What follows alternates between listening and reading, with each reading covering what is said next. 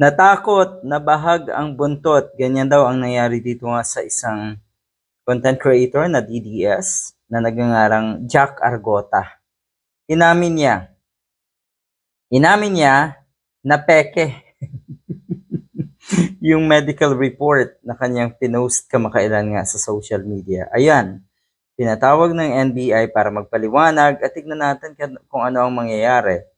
Dahil sa tingin ko, para hindi na pamarisan yung mga ganito na bara-bara, na akala mo talaga kayo ay dapat paniwalaan. Malaking kasiraan sa ating bansa. Ito yung nakakahiyang nangyari sa ating bansa. Na napakarami ang mga kababayan natin na nabaliktad ang kaisipan dahil nga sa fake news. Naniwala na ang mabuti ay yung mga ginagawa ng mga Duterte, yung mga kawalang hiyaan ng mga Duterte. At ang masama ay yung kabutihan naman ng mga katulad ni Atty. Leni Robredo at pagiging maayos na public servant. Yan ang masama para sa kanila dahil takot yung mga yan sa mabubuting tao. Natakot daw. Pero sa tingin ko tuloy na tuloy ang kaso dito sa isang ito. Damage has been done. Like your face, sabi ng mga netizens. Pag ganyan, wag ka daw aamin kasi sana. Lumalabas ngayon na alam mong peke, pero ginawa mo pa rin. Naniniwala ako dito maganda yung kanyang sinabi dahil ang intensyon mo ay kademonyuhan, siraan, hindi maganda para sa ating presidente. Amin, hindi sa inyo.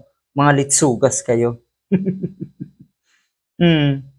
Hindi na pambabatikos yan. Hindi na talaga. Hindi pagkikriticize yung ginagawa na itong mga ito.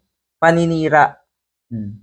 Wala namang problema kung dapat kailangan talagang i-criticize para kalampagin ang kung sino man na nasa gobyerno.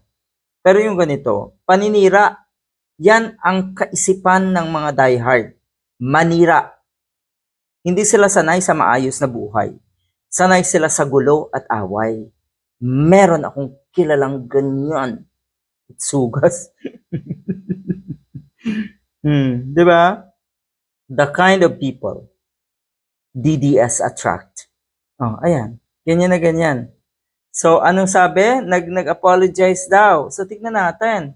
Kung eto bang pagpahingi mo ng paumanhin ay may magagawa. Mababago ba ang tadhana mo na ikaw ay makasuhan at makulong? Dahil sa tingin ko kung NBI na mismo ang nagpatawag sa iyo at hindi ang isang concerned citizen, halimbawa isang loyalista, kakaiba na yan. Kasi diretso DOJ na ito, yung kaso mong ito. Good luck.